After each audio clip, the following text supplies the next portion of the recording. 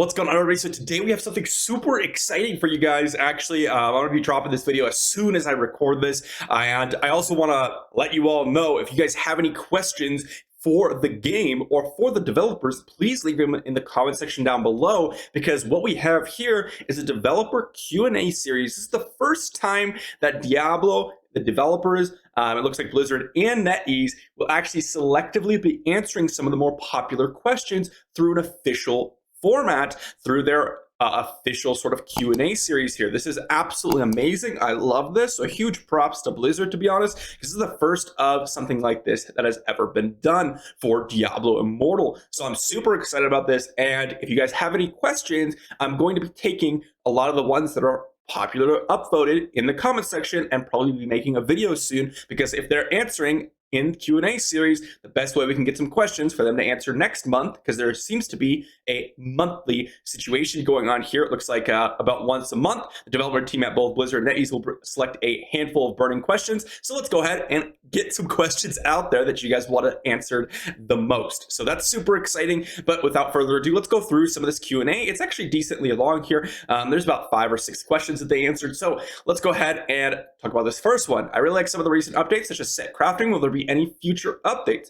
We plan to continue our regular content update cadence of roughly 2 updates a month. With regards to changes such as set item crafting, we're planning to further improve the set item collecting experience on December 14th. Super exciting, guys. We have 2 weeks until that set item update comes to pass, and a lot of you were both happy about the recent set item change, but also wanted more. And it looks like you're going to get your answer by getting more. I personally think the set item crafting is one of the best updates in the entire game, and has been really, really instrumental in making dungeon farming much more enjoyable, and just making your overall progression much more enjoyable. So this is a very, very nice thing to see.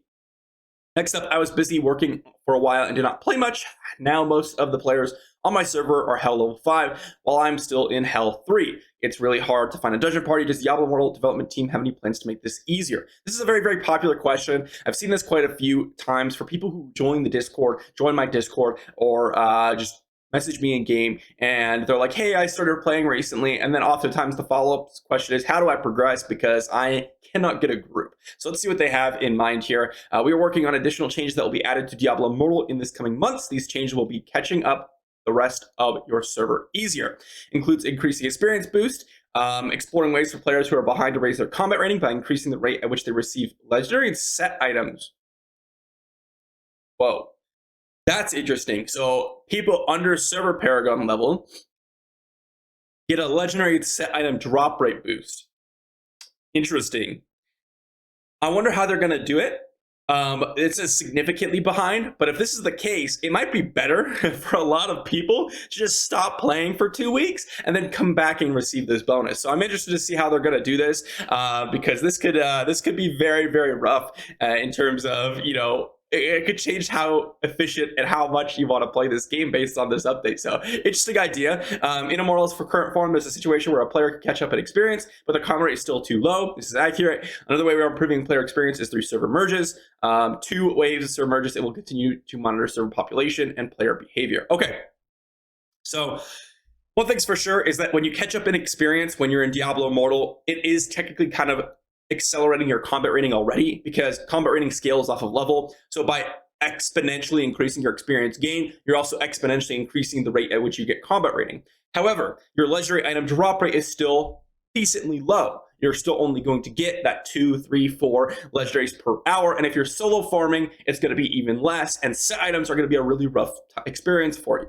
However, if they're going to increase this rate, it's going to massively increase the rate of combat rating, because again, since you're leveling up so fast, the main bottleneck is getting those new legendaries. So this is a big, big step in making the early game experience for new players much, much better. So very interested to see how they're going to raise the drop rate.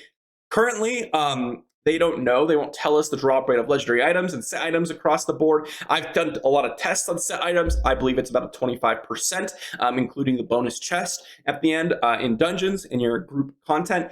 For legendaries, it depends on what monster you're fighting. For orange elites, it's about a 25. For treasure goblins, it's about a 15 to 20. For regular monsters, it seems to be much lower than that. So we'll have to see how they change that. Question, when can I change my character's appearance and when we'll be able to hide our character's helmet? We're going to release a feature of facial recustomization in our next major content update on December 14th. We have heard the call for the ability to hide your character's helmet and fully understand the desire to see more of your character's face.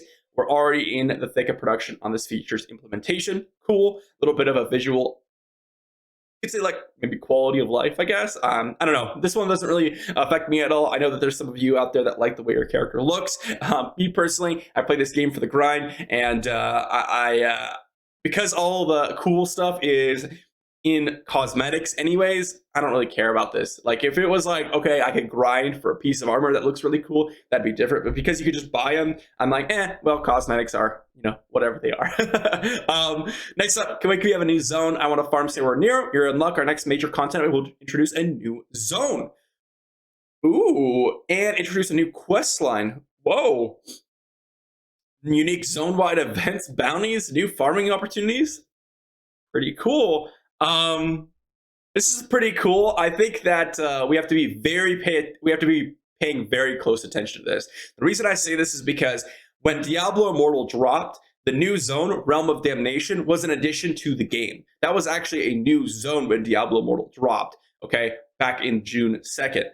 And Realm of Damnation is currently home to the #1 and #2 best farming location in terms of XP per minute and legendaries per hour, which means that this new zone could also have a new zone with the absolute best farming methods.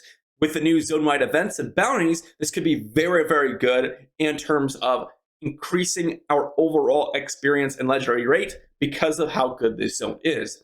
The other problem with this, however, could be that a lot of people are looking for that, and it may just be absolutely flooded. I wouldn't be surprised about that. So, we'll have to see how this rolls out, because it could be a very good thing, which is just going to be absolutely overrun. So let's see what that's like. Last question here. Every time I try to find parties for Heliquary boss raid, I need to wait for each boss to gather enough people. Why is this? We have found that many players like to fight all the Heliquary bosses at once. In the major upcoming content update on December 14th, it will be possible to change the raid target boss without exiting the raid. Love that. It's not a big thing, but it is something that I deal with every Monday and Thursday. We have a set time in which we do our warband raids, and when everyone shows up, it's kind of annoying because someone might be able to go AFK for a couple minutes when we're doing them because they have to go to the bathroom or whatever, or they just forget to exit the raid, and then you're sitting there and you're like, yo, exit the raid. It's like a 30-second process, and then it turns into a process of like, okay, a minute for this fight, a minute for this fight, a minute for this fight, and in total it's like, I don't know, 7-8 minutes. It turns into like a 30-minute process because you have to wait for people, you have to wait for them to leave the raid, you have to invite them again, it's just annoying. So I'm happy to see this. This will probably save me about 15 minutes every Monday and Thursday. Hopefully, if everyone's there and ready to go, this will be a nice thing. So overall, what are the big takeaways here? First off, it looks like set items are going to get even better. So this is a very, very nice thing. I'm very happy about this because this is one of the biggest gripes for our community, even to this day.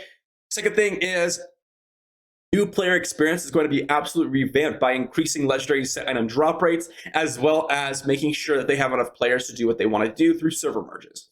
Pretty cool. And then the third thing for me is going to be the new zone.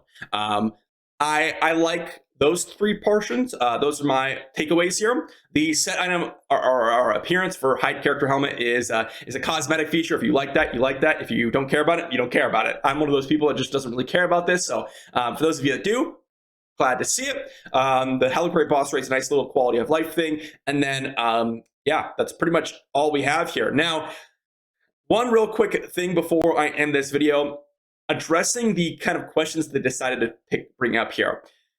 I will say, first off, this is a very, very common thing that people have been asking. I guess right now I'm just trying to critique what questions they decided to bring up. And I was trying to decide whether or not they were cherry picking what they wanted to answer versus actually coming and answering a handful of burning questions, as what they said. To be honest, I think that they actually picked the hottest button issues. I think that the hottest button issues right now in the game are open world farming. Why is it so much reduced now? Or why are they nerfing spots? I guess they could kind of answer that in the new zone area. So maybe that's like an answer to you. The second thing that I think is the hottest button issue is drop rates for specifically set items and legendaries, but more often than not, it's set items, and looks like they're going to be addressing that. And I think the third option is a lot of people that are new players really have a hard time progressing in this game. I actually think that these are some of the hottest issues on the market right now. There's obviously some things like compensation issues, boring events, things like that that people still want addressed. But I think that they did a good job of answering a lot of the questions here that I think are worth answering. Like, I think that these are some really good questions. The only one I think is a little weird is like the character's helmet, but I guess that maybe it's bigger than I thought. I don't know. I don't really go on Reddit a crazy amount anymore. I do check it like daily, and I see a lot of your issues, but I haven't really seen anyone talking about the helmet. So let me know if this is a big issue for you guys. If this is something that you're like, dang, this is really cool. I'm glad that they're listening. But other than that, please leave your comments in the comment section down below. Please leave your questions in the comment section down below so I can go ahead and check out the ones that are most upvoted or the ones that seem to be very, very interesting. And then perhaps I can make a video here that we can address Blizzard in a Q&A series and then bring it out for Blizzard and have them answer the questions that I think are going to be the most important. Really happy to see this, and I'm really happy to see this December 14th major update. Yeah, super excited, and thanks for watching, guys, and I'll see you all tomorrow.